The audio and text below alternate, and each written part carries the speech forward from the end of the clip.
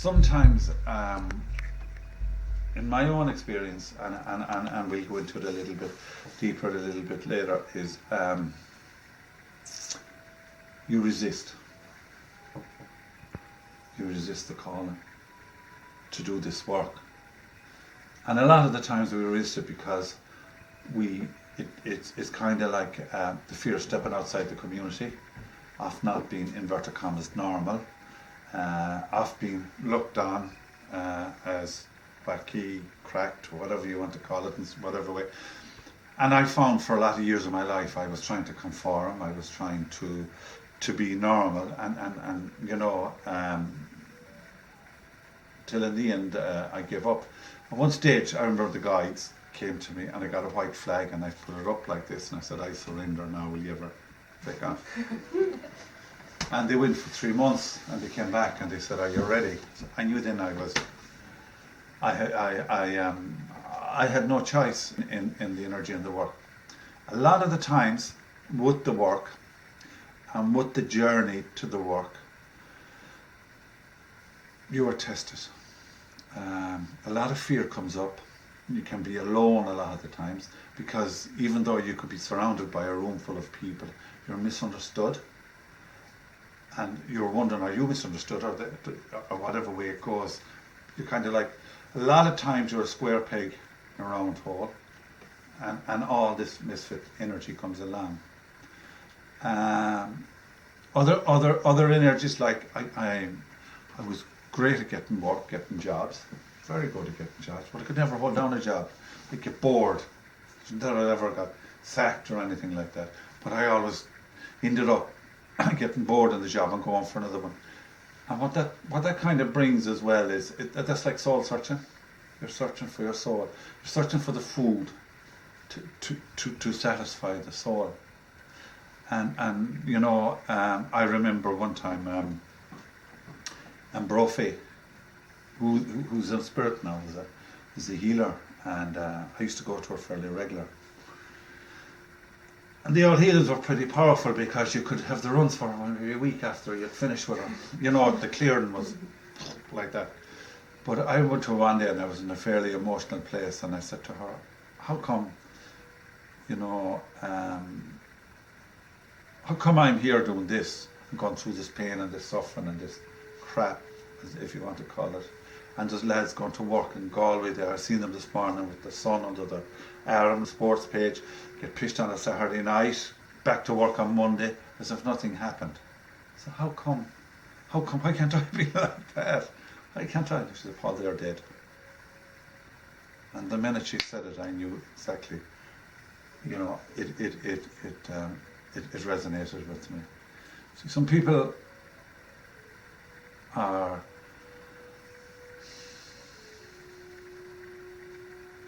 some people have the courage to overcome the fear to walk the path, to find out who they really are. I remember being on my advanced training with Martin Duffy in Dundee, and there was this girl from Dublin, and she had a real Dublin accent, and everything was bleeding hell. I'll never forget her. But she worked in Dáil Éireann, and she was a good girl, but she was being hammered. And we were sitting in a circle like this one evening after training, and like he was trying to check to see where we were at and what was going on, and where we were at with the medicine, with the stuff. And she said to him, she said, Martin, I'm thinking of going home. I'm fed up and this and that, the other, and I'm just being hammered. And he said, she was just another layer coming off the onion. And she turned around and she said to him, how big is this bleeding onion?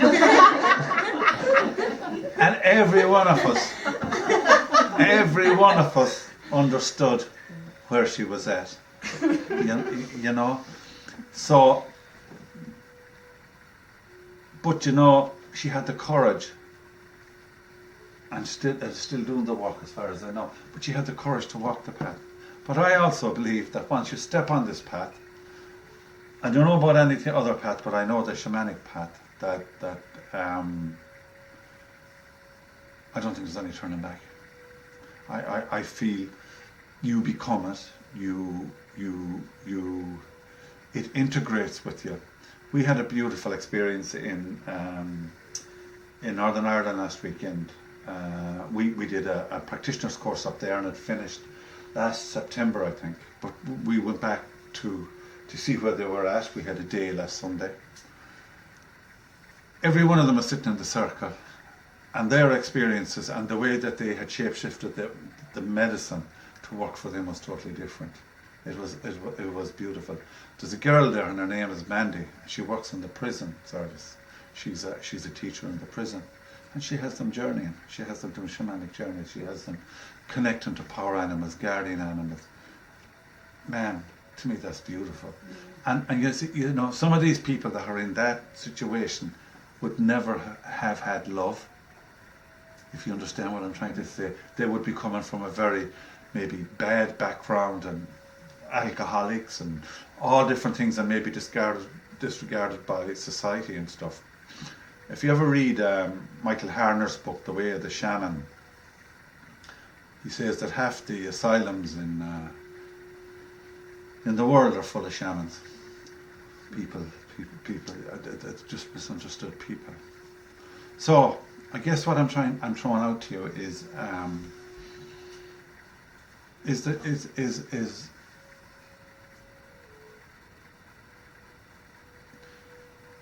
to me, this is a very, very, and I don't like using the word powerful, it's a very, very strong medicine. And I've been blessed in that I've had so many teachers come to me. I really didn't have to go to find the different teachers. They ended up coming to me.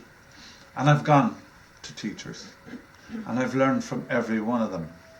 And I've been blessed in that I've got good teachers. You know, teachers that come from the right place, the right space.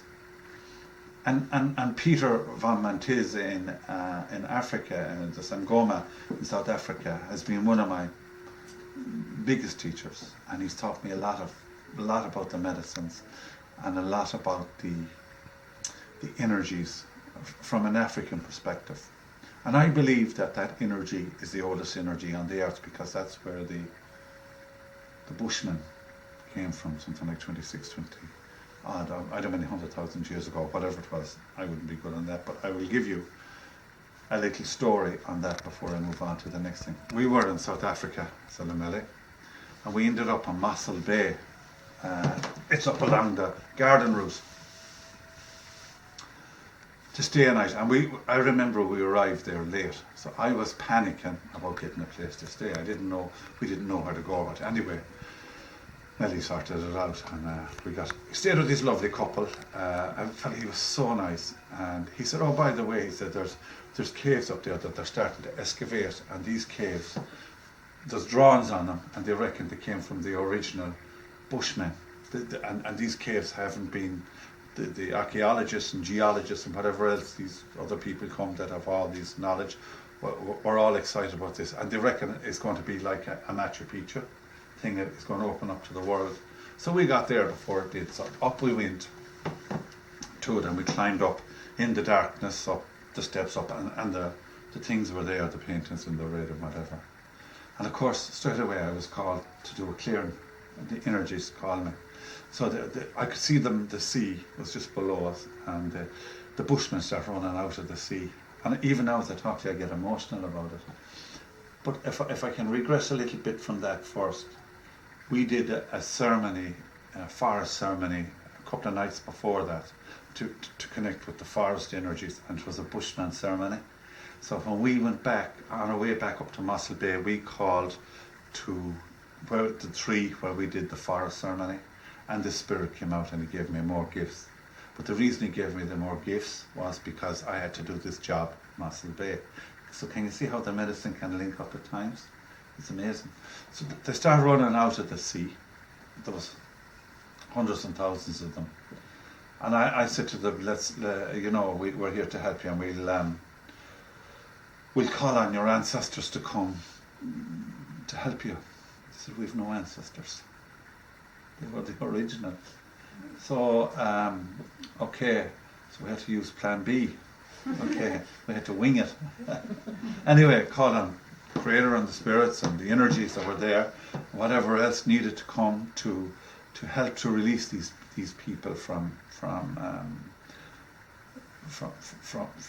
being landlocked and stuck. Anyway, the energies went, they were released. And in my mind, I just asked at that moment, please give me a sign to show me this work is done. And Melanie shouted, she said, look, 2 whales breached out of the water. So that wasn't a sign. And then there was a foam with angel wings on it coming in. I didn't see Melanie, of course, seeing the angel, but they breached. But that was to show us that the work was done. So what I'm trying to say, this work has many, many different facets, many different energies, many different beauties, many different things. And there's many, many different gifts that it brings to people. But don't be, there's challenges. And all the challenges are there to do is to make you strong. Even sometimes when you're in the depths of it, I always believed that the Creator was looking after me, that this was a journey. It's like the snake shedding the skin, and that can be a painful process. It's like the crab leaving the old shell, and then when he's out of that shell, he has to hide because he's vulnerable to other prey till he grows his other armour. So I call that no man's land. And I remember when I was training, and Maureen would tell you, because Maureen's my sister, believe it or not, she's from Connemara as well. One of our mother's favourite things was the rhododendrons. And they grow wild around Kylemore and that, and yeah, they're beautiful. Even though I'm told they're an invasive species, but they're a beautiful invasive species. But we had a big connection to it. So when I had to do my stalking awareness to connect with a tree energy in Dundee, straight away the rhododendron just came out at me, and bang, and I connected with it. And it was hidden inside, and it was telling me that it wanted to be out in the middle of the field, but yet it was hidden. But it was really telling me about my energy, that I wanted to be out in the middle of the field so everyone could see me, but I prefer to be hidden as well, right? But I built up over my training and over my time there in Dundee a very, very strong relationship with that energy, with that tree spirit. And when the last weekend came of the course, of course people were going into stuff all along on the weekends.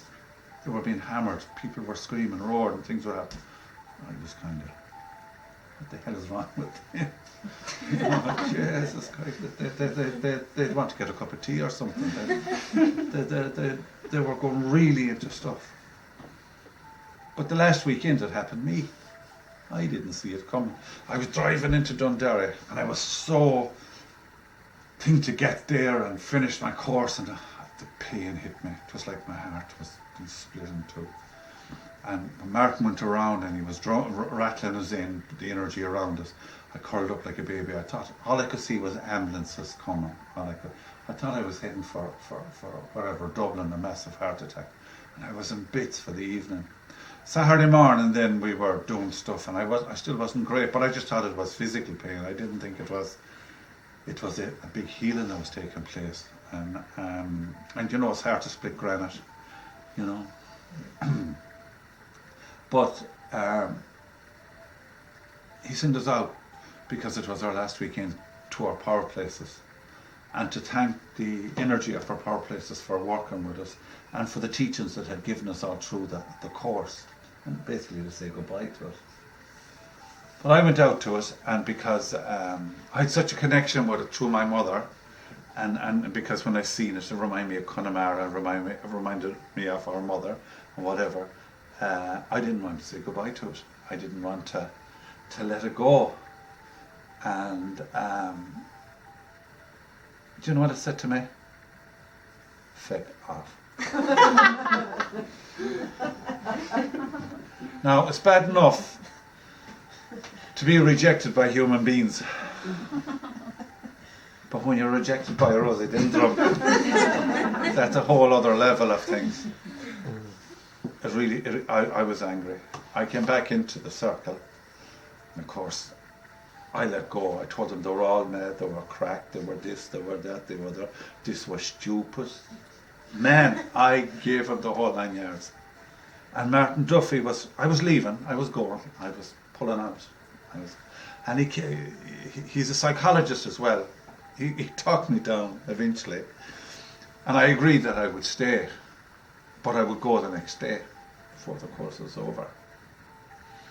Next day we were out in Tara.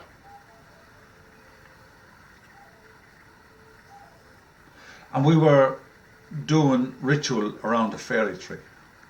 We were drumming and rattling and just honouring the spirit, that energy, and the fairies are fairly strong there.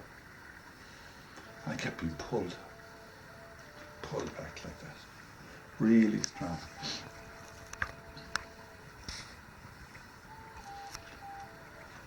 And when the circle had finished and the drumming, I didn't want to break it, of course. And when the circle had finished and the drumming had finished, I just said to the people there, "There's a tree over there looking for healing. Will one of you go over and heal it? Because I'm finished with this stuff." I was still leaving, right? The tree was pulling me and I was going. I didn't believe in it. Nearly pulled me out of my bloody shoes. It was so strong. There was a guy, Pat, and we went for tea. There's a little shop, and if you know Tara, there's a little place down there, a little shop in it, and they do buns and stuff, which suited me. And then I was leaving, but before I left I said, "Pat, we'll go across. There's energy points in Tara where represent the chakras, so you can stand on each one." Even though I didn't believe in this stuff, I was still going back to get one last blast, right? Before I left. Walking across the hill to this place, I got pulled again, right, and really strong. I said, "Pat, I've got to go down to this tree." And it was a big, I say an oak tree, a big tree. And the spirit walked out of the tree and he said to me, "I'm your new spirit guide, I'm your new tree guide, I'm your new energy guide. The reason the rhododendron told you to feck off was because they knew that you would never let it go, so the only way it could get ready for you was to tell you to feck off." But the lesson I learned in that is when one door closes, sometimes we're in trauma, like what I call a no man's land, we cannot see the opportunity that's in front of us. You know, so shamanism is a bit like that at times. It kind of pushes you to these places in yourself to be able to close one door behind you and to have the courage to open another door. You know, the story about the little bird in the cage. He was being watered, he was being fed, he had a great time, you know, until one day they left the door of the cage open. He didn't know whether he'd fly out. If I do, will someone kill me? Where will I get something to eat? Where will I do that? We've all felt that energy in life, haven't we? We've all been through that vulnerability, but something, a trust. You see, sometimes what happens is when you shed the skin, like the crab, like the snake, you leave everything behind sometimes to walk into that new world. And sometimes when you're walking in no man's land between the old and the new, there's still energy trying to pull you back into the old world. Sometimes doubt and all that thing comes along. But what you need, you know, the most thing I find in this work and this energy is trust. If you trust within the Creator and the guides and the ancestors that are walking with you and that are doing this earth walk with you, if that's what you want to call it, they won't let you down. They won't let you down. And they bring you many gifts along the way. Or they'll test you sometimes, you know. But it's beautiful medicine. And the most beautiful, you know, what I love about it is it's so old. You know, the wisdom of the shamans before that. Especially when we're doing the energy of the Munakai rites, the energy rites that we give with the Harprovian, the 30, 40,000 years old. And I've no doubt they came across the way from Africa with civilization as they crossed into the Americas and space. And when you're giving them sacred rites, them beautiful rites, all the wisdom and all the purity of them old shamans is there with you. And there's a rite called the healer's rite. When you give that energy to someone, when they're in their sleep time, the shamans will come to heal them. So all the ancient wisdom is there. And the beautiful thing, in those beads, I'll put them on in a few minutes now because I do a little ceremony to put them on. My teacher gave me the energy. He gave me the wisdom. He gave me the blessing of his ancestors and the ancestors of the African energies. And that's the energy and my ancestors that walk behind me when I do the work. So there's people that do the work out there, that pour the medicines, the ayahuasca, the bogo, they do different medicines, but they don't carry the blessings of the shamans, they don't carry the blessings of the ancestors. So the power and the energy doesn't flow through. Do you understand what I'm trying to say? That to me is the most important thing. It's nothing if you don't have that. If you don't have the blessings, if you don't have the ancestors to work with you, if you don't have the guides and the wisdom that comes from the teachers that will give you that to me is the most sacred part of this work. And when you work with that energy behind you, you'll never be alone. They wake me at 4:15, 4:30 every morning, the ancestors, to chat. Yeah. But if I don't talk to them, they'll keep me awake. Because sometimes you wake up and you forget, and then and then they give me a message, and then I'm asleep again. But that's okay once they know that. But that's a beautiful connection to have with that energy.